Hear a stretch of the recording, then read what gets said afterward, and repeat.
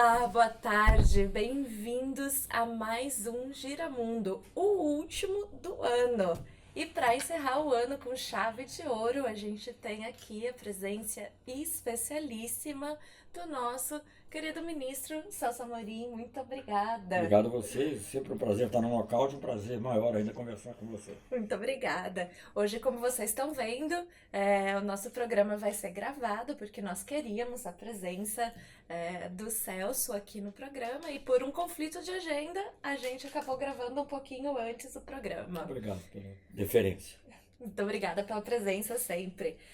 Hoje a gente tem aqui uma pauta extensa de coisas para comentar, né, Celso? Tem a visita, teve a posse do Fernandes na Argentina semana passada, a gente comentou aqui bastante no programa, mas como o Celso estava lá, queria que ele trouxesse um pouco do que aconteceu, a reeleição do Boris Johnson lá no Reino Unido, o que isso vai implicar para o Brexit, o Brasil, a imagem do Brasil no mundo, principalmente agora com o encerramento da COP25, a cúpula do clima da ONU, enfim, uma quantidade imensa de assuntos. E eu queria começar, como é a nossa tradição aqui, Celso, falando sobre a nossa diplomacia.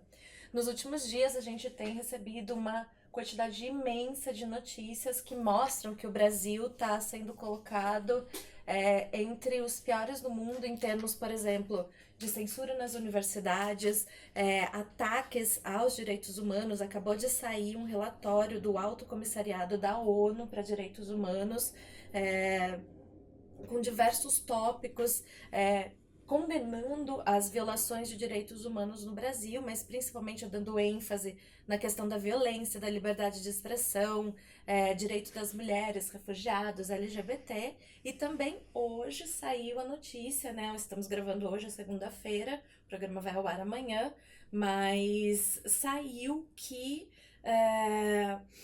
a comissão, o subcomitê de tortura da ONU também fez uma crítica ao Brasil. O que isso reflete pra gente? Quais são as implicações disso? Deixa eu lhe dizer uma coisa, nesse caso, Aline, eu acho que aí não há diplomacia que salve, porque na realidade a diplomacia é péssima, mas nesse caso não há diplomacia que salve. Eu conto sempre, não sei se já contei aqui, a história na época do governo militar, da ditadura, no período Médici, tudo, eu era diplomata, jovem diplomata brasileiro, estava lá em Washington, no EA, e o embaixador era um homem muito assim, fleumático, sabe? Ele parecia ser um inglês e tal, era um homem muito, assim, muito claro nas suas ideias. Não era um militante político de jeito nenhum, mas era uma pessoa que tinha noção das coisas. E um dia nós estávamos lá precedendo uma Assembleia Geral da OEA e veio alguém de Brasília, eu não vou falar o nome porque também não tem interesse em criticar a pessoa, porque não é o caso. Veio alguém de Brasília, enviado lá para a reunião e falou muito sobre a questão da imagem do Brasil no exterior. E falou, porque como que aquilo era um principal problema, que era muito importante melhorar a imagem. E aí esse Jorge Álvares Maciel, que é uma pessoa pela que eu tinha muita admiração, apesar dele não ser uma pessoa militante política, mas era uma pessoa clara, de uma visão. Bom, aí o embaixador Maciel disse assim: Fulano, eu tenho uma ideia para melhorar a imagem no Brasil. E o emissário que tinha ido lá para aquela reunião ficou todo assim, interessado. Ah, sim, qual é a ideia? Qual é a ideia, Jorge? Qual é a ideia, Marcel? Assim, acaba com a tortura. Acabando com a tortura vai melhorar a imagem. Então, eu digo, nesses casos que você mencionou, não tem jeito. Quer dizer, não sou eu que vou defender a diplomacia brasileira atual e a gente vai ter outras oportunidades até hoje de mencionar isso. Mas nesses casos é a realidade. As coisas que estão sendo feitas aqui são incríveis, a censura. Eu fui presidente da Embrafilme durante o governo militar. Eu não vou chamar de ditadura porque já era ditadura, mas já estava começando a abrir. O clima que se respirava na área cultural era muito melhor do que hoje. Não, os filmes não eram proibidos, as pessoas não tinham medo de fazer os filmes. Hoje em dia até os produtores privados às vezes têm medo de fazer os filmes, não lançam os filmes. Não tem como, não né? Não tem como. Então eu passei lá, eu estava contando aqui esse episódio antes, na mesma época em que o Lula estava sendo preso em São Bernardo, mais aproximadamente, estava sendo terminado o filme do Leon Hirschman, Eles Não Usam Black Tie, cujo último plano é uma conclamação à greve geral. Segunda-feira, a greve geral. Então você vê, Era uma coisa. Hoje não passaria de jeito nenhum com dinheiro público, né? O próprio filme que acabou me derrubando, Para Frente Brasil, que era um filme feito pelo Roberto Farias, muito bom filme, é um filme que trata da questão da tortura, né? Não diz que vai ao exército, mas né, né? o secretário-geral do Ministério da Educação, eu estou contando essas histórias porque elas ficam, né, são uma coisa interessante. Sim. O secretário-geral era um coronel, quer dizer, o ministro era um general, muito até plácido e uma pessoa aberta. O secretário-geral era um desses de ficar seguindo, como aparentemente aconteceu agora na Conferência do Clima, mas é outro aspecto. O secretário-geral disse assim, não. Eu disse, claro, estava defendendo o filme, queria que o filme passasse e tal, e eu também, né? E eu disse, não, mas o filme não fala que é o exército. Aí o secretário-geral disse, mas todo mundo sabe que aquilo é Operação Bandeirantes. Eu falei, bom, já que o senhor está dizendo, já que o senhor está dizendo, aí admitindo, eu não vou contradizer. Mas enfim, então era assim, então o clima era de que as coisas iam melhorar. Houve momentos, como teve o período do Rio Centro, né, falando desse período do governo Figueiredo, que você dava um passo atrás. Aliás, eu acho que, de certa maneira, eu mesmo fui um pouco vítima do Rio Centro, porque as coisas estavam abrindo, mas houve aqui uma aversão. Mas só para te dizer o seguinte, que hoje em dia essas coisas todas, censura, a composição das comissões de direitos humanos, uma coisa assim que põe gente que é o contrário, entendeu? Que não está ali para defender nada. E meio que nem sabe o que está fazendo ali, né? Nem sabe. Aliás, a crítica desse comitê de tortura tem a ver justamente isso, com a composição, com o fato de não exigir mais igualdade de gênero, enfim, esses outros aspectos todos que são importantes. Pluralismo, né? Que justamente a crítica vem podia pegar até outros aspectos, que a defesa aberta da tortura pelo presidente é algo... Né? Militarização do país, né? Naturalização desses assassinatos, isso. Né? Inclusive parece que entre hoje e amanhã vai ser votado na Câmara um acordo de uma parceria com Israel, justamente para fazer treinamento da nossa polícia militar. Dizem que está acontecendo no Chile, né? Exatamente. Que eles estão, inclusive, mirando os olhos, né? Que é o que Israel faz com os palestinos.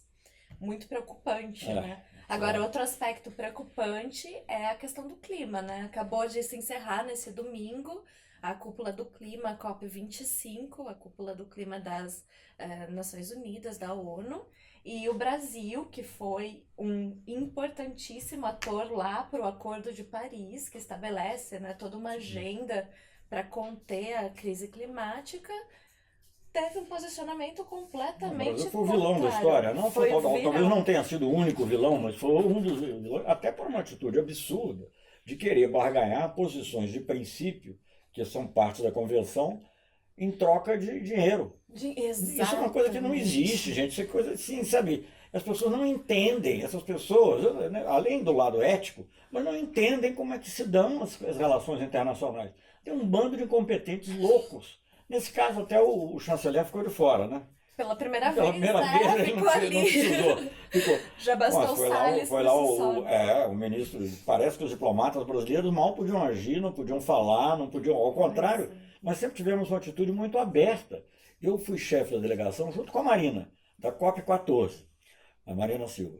E nós falávamos o tempo todo com as ONGs, e dávamos liberdade aos diplomatas também que estavam negociando os textos. Agora foi uma coisa ao contrário. Eu ouvi até uma coisa que eu não sei se é verdade, porque também não sei, mas que tinha até gente da ABIN controlando a movimentação dos diplomatas. Não sei, a verificar, mas de qualquer maneira não foi um comentário feito por ninguém da esquerdalha. Sim, não, mas... Comentário feito por uma pessoa, enfim, normalmente bem informada. Então foi uma coisa terrível. Eu volto a dizer, o Brasil era procurado para encontrar soluções, né? Para vários temas, né? Aqui na região, grupo de amigos da Venezuela, várias coisas, não vou agora falar de tudo.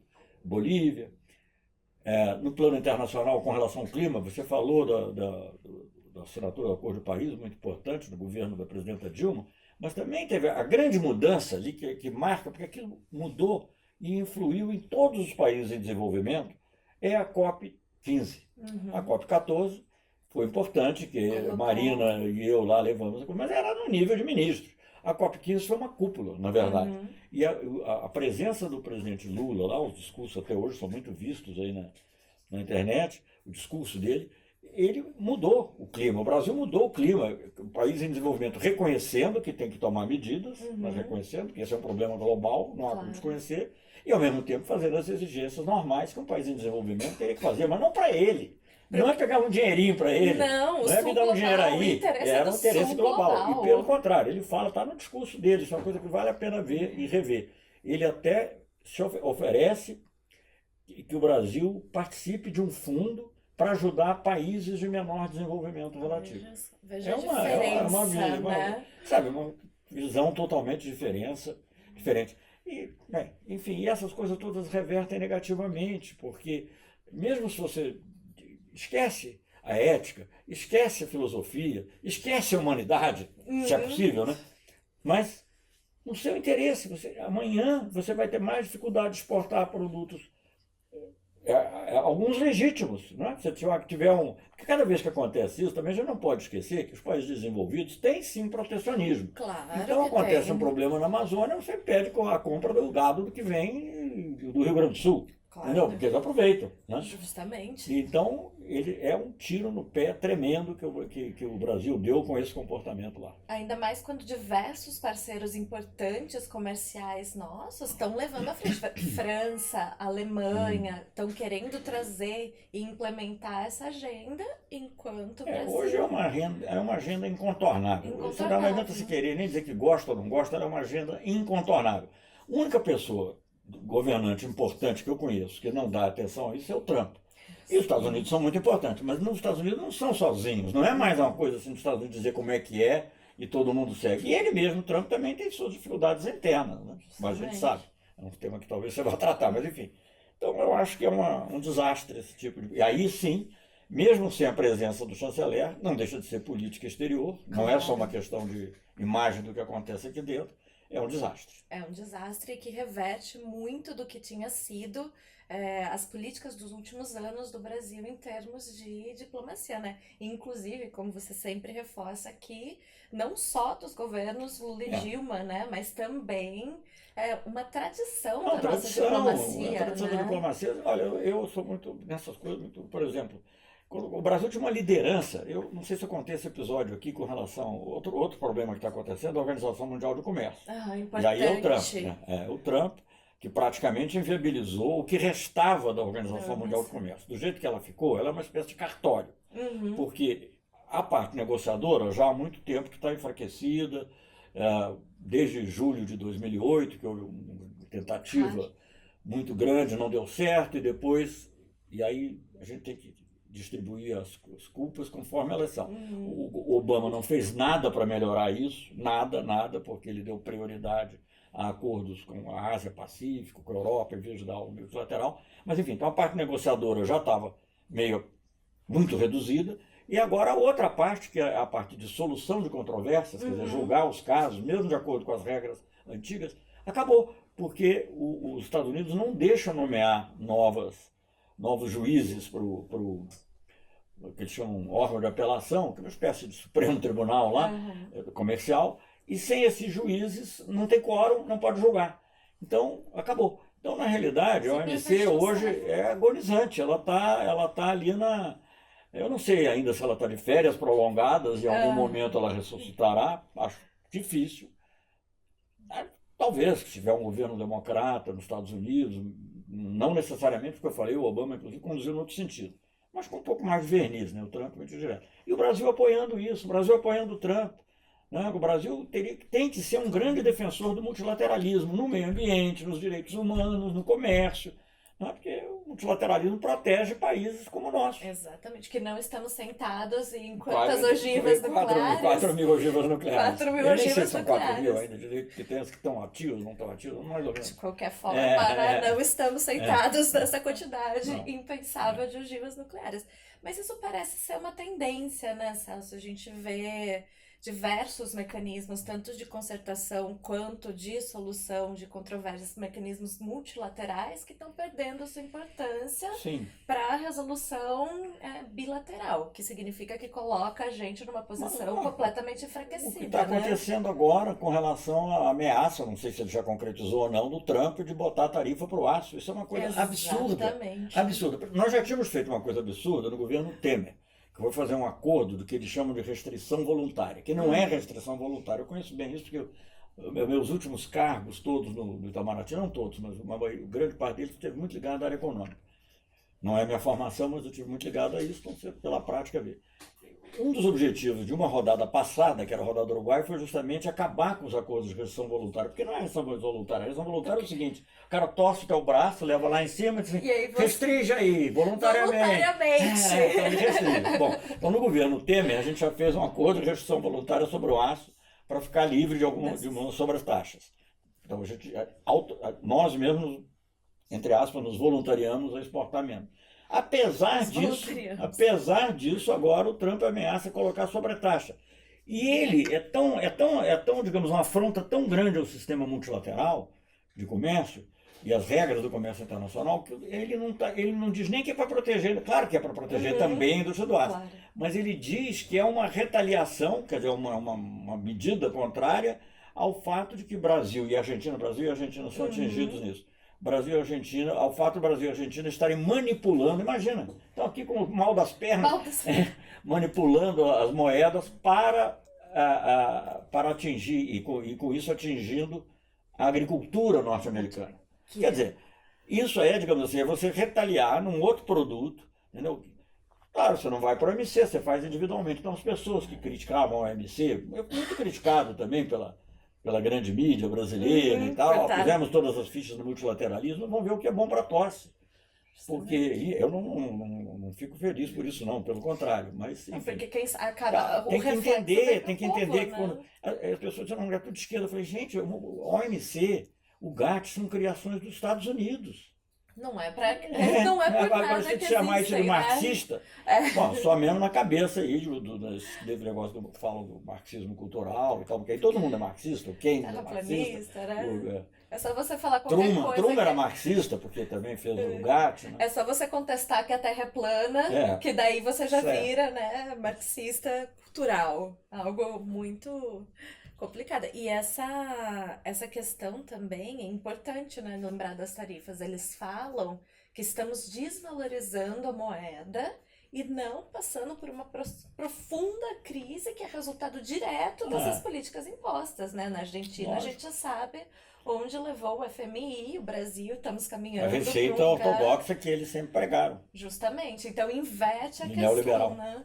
Agora, antes da gente entrar na Argentina, eu queria dar um pulo lá pro outro lado e falar um pouco da eleição do Boris Johnson, né? Porque também aí, nessa eleição, tem um componente mais ou menos dessa tendência que a gente está vendo aí de voltar para o interno, né? Nos Estados Unidos era Make America Great Again, né? Faça a América grande de novo. Nos Estados Unidos, no Reino Unido, foi Reino Unido, o com Brexit. todo respeito, parece que Let's make UK small again. Small again.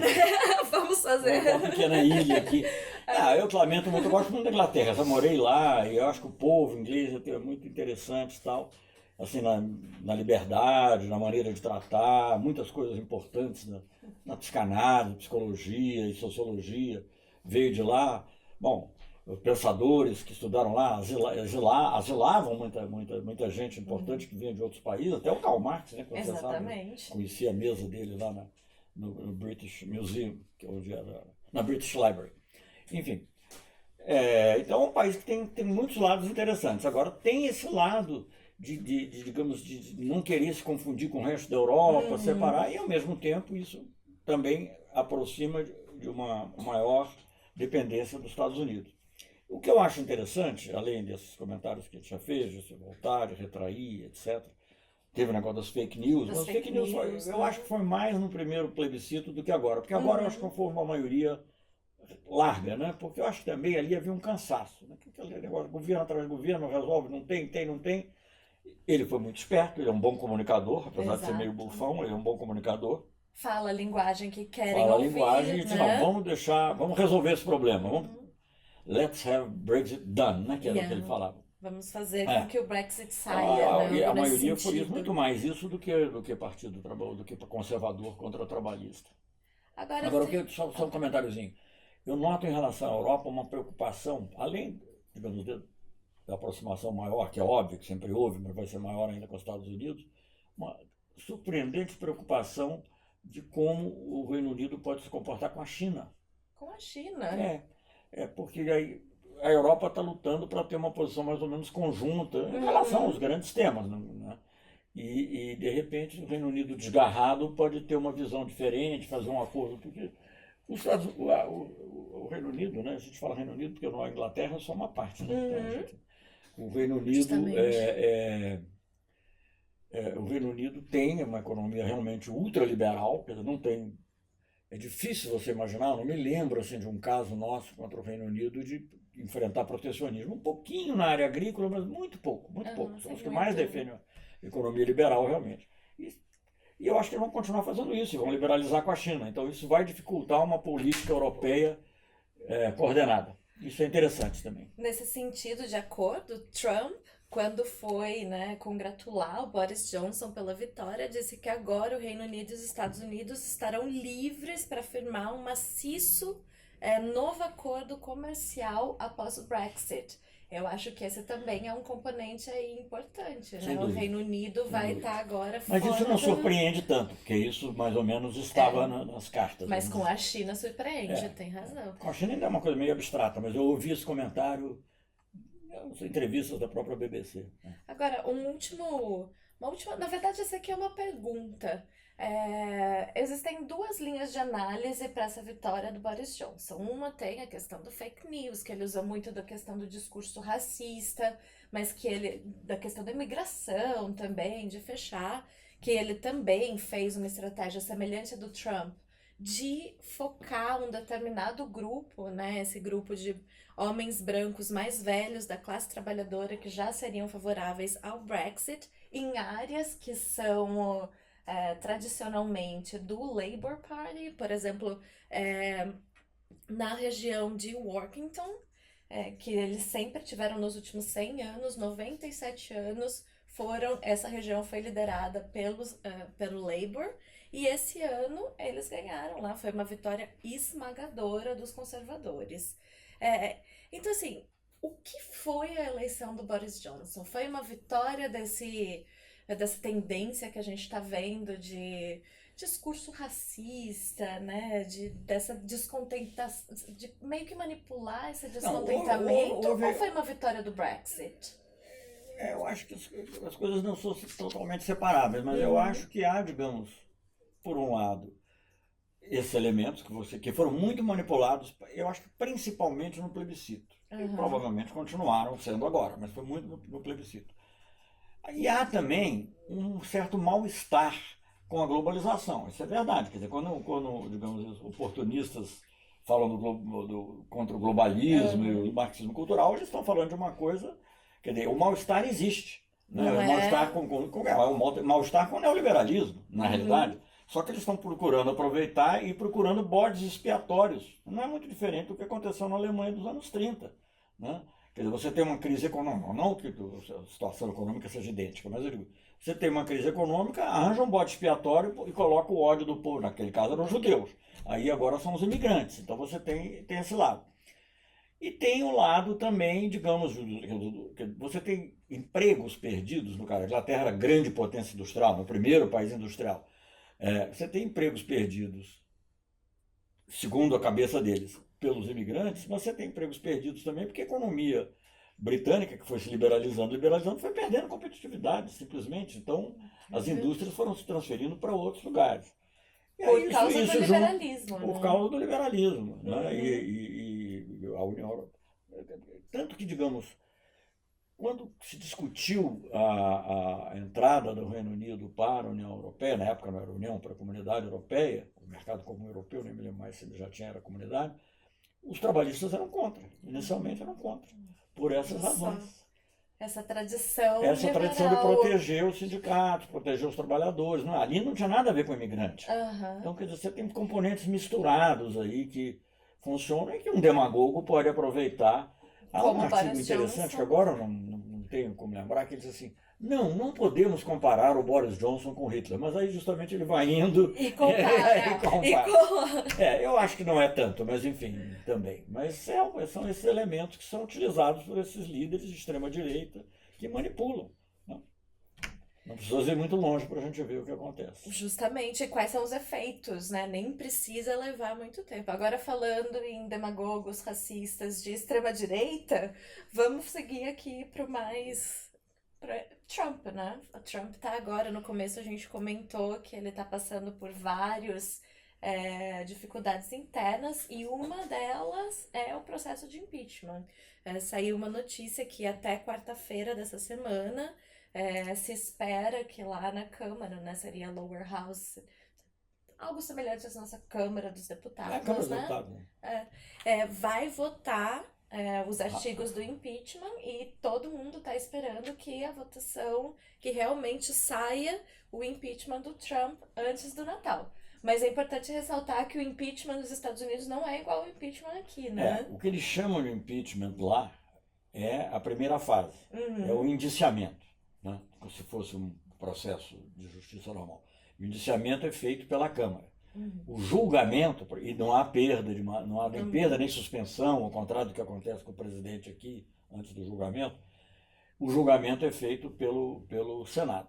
Pelo Senado. Então, bom, digamos assim, bom senso hoje, digamos, da maioria, bom senso não digo, mas digamos, senso comum, Uhum. aponta para que isso vai ser uma coisa seguindo linhas partidárias. Na Justamente. Câmara passa, porque os deputados, A a maioria maioria é dos deputados é democrata. democrata, e no Senado não passa, porque a única coisa que poderia mudar isso seria ou o surgimento de uma dissensão ao Trump com peso político para eventual disputa Uhum. eleitoral, coisa que até agora não Nada, aconteceu, não há indicação, não há né? indicação disso, Uhum. ou, digamos, um desgaste de opinião pública que fosse tão volumoso que levasse os próprios senadores a quererem se dissociar um pouco.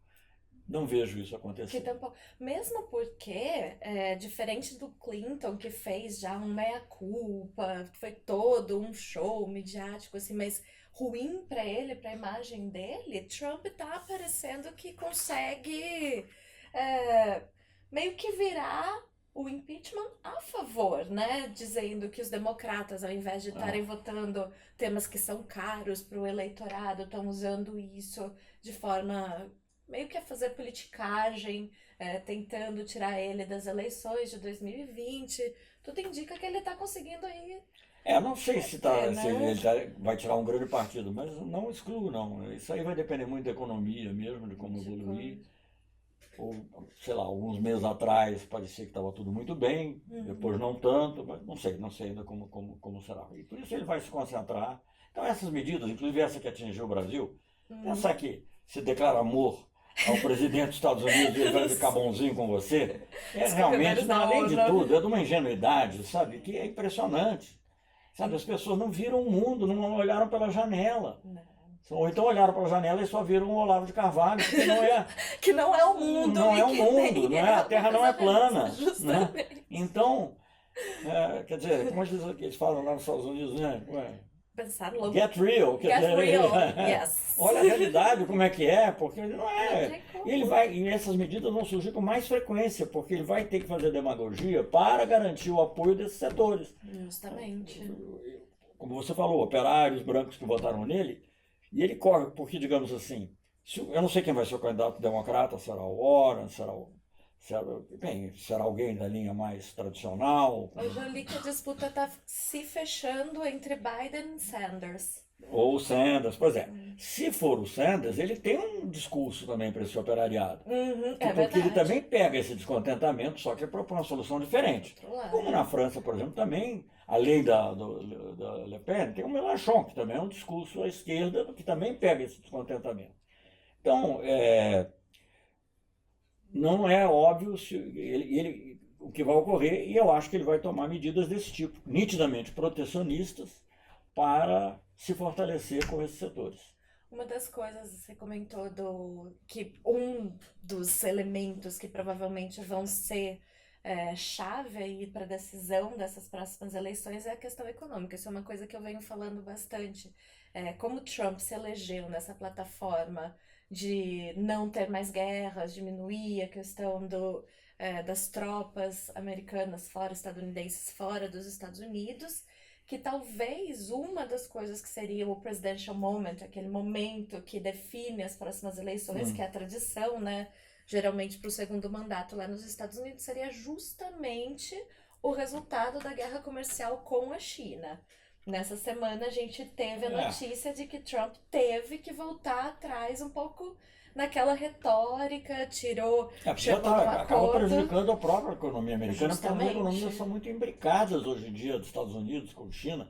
Essas empresas todas, eu estava outro dia conversando com uma pesquisadora, que era jornalista, que está fazendo doutorado, mestrado lá nos Estados Unidos, está dizendo que essas economias, quer dizer, essa Microsoft, a Apple, elas não existem sem a China. Claro. Então também, sabe, tem um limite até onde ele pode ir. E não tava vendo. E assim, um limite até onde vai a retórica, Isso. né? Porque uma coisa é falar grosso com um país como o Brasil, que está num momento político que frágil, outra coisa é falar grosso com a China, que está num momento de ascensão, né? E muito pragmatismo, né?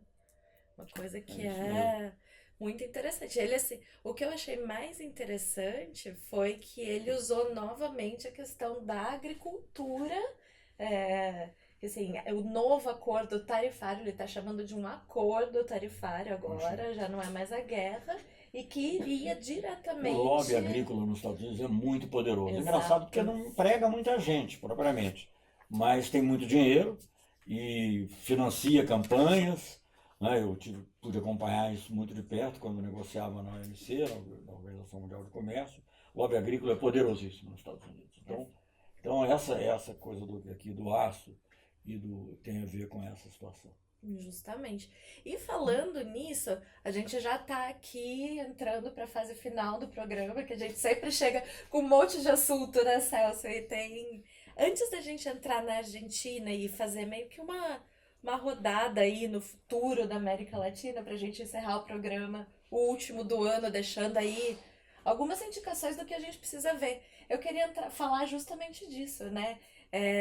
Os Estados Unidos, desde a cúpula do BRICS, que foi aqui em Brasília esse ano, né? Teve aquela bilateral entre o Bolsonaro e o Xi Jinping, onde eles acordaram que a China estaria no leilão do 5G, né? A gente também já falou aqui no programa que muito dessa guerra tarifária está também conectado com a questão tecnológica, né? Que os Estados Unidos querem impedir o avanço da China em tecnologias como 5G, que poderiam colocar um ponto final aí nessa rede de espionagem imensa, ou pelo menos impor dificuldades por um certo tempo. Equilibrar. Na semana passada ou na retrasada, não tenho certeza, o governo dos Estados Unidos mandou uma notinha aí ameaçando Jair Bolsonaro de que se a China continuasse no leilão do 5G, eles suspenderiam o acordo da base de Alcântara. E antes disso, o Robert Stryer, que é o vice-secretário dos Estados Unidos para Comunicações Internacionais Cibernéticas, disse, né, claramente numa entrevista, acredito que foi para a Folha, que se as empresas chinesas estivessem no 5G, os Estados Unidos podiam reavaliar o compartilhamento de informações que mantém com o Brasil. Hoje... Compartilhamento, que é eles tomarem todas as nossas informações. Exato, compartilhamento entre nós damos e eles recebem. É igual aquele acordo de torcer o braço. Hoje saiu a notícia, hoje é segunda, né? Amanhã que o programa vai ao ar, que o leilão do 5G estaria suspenso por um pedido do Conselho da Anatel. O revisor da Anatel. Tem muito poder e age em vários níveis, né? Se ele não está colando num lugar, vai no outro. Agora, o governo brasileiro vai ter que pensar, bem, isso é independente até de ideologia e tudo. Se ele continuar dependendo da China, como está dependendo, para salvar a face, pelo menos, num leilão de petróleo, num eventual investimento na área de energia, porque eles querem vender tudo e tem que saber quem vai comprar. Claro. Né? Tem que saber quem tem o recurso para comprar. Quem tem os recursos amplos é a China. Né? Então, as reservas, enfim. Então, disponibilidade de recursos. Então, eu acho que isso aí vai ser realmente algo muito... Foi muito bom você ter trazido esse assunto, porque é algo muito definidor. Eu acho que a questão do conflito China-Estados Unidos é muito mais do que comercial. Ela é um conflito que tem a ver com a supremacia de um ou outro sistema no mundo. Isso é uma coisa muito complexa, né? Tem até muitos historiadores e cientistas políticos que chamam essa armadilha de Tucídides, porque o Tucídides, escrevendo sobre a Guerra do Peloponeso, diz que a causa da Guerra do Peloponeso foi o fato de Atenas estar se tornando mais poderosa que Esparta, e Esparta então ficou com medo dessa situação e reagiu. E dizem que isso pode acontecer agora. Não sei se vai acontecer e nem sei como será, se será uma guerra total. Mas certamente será um conflito muito mais prolongado, que vai muito além do comércio e que envolve como uma peça central, como um aspecto central, essa questão tecnológica.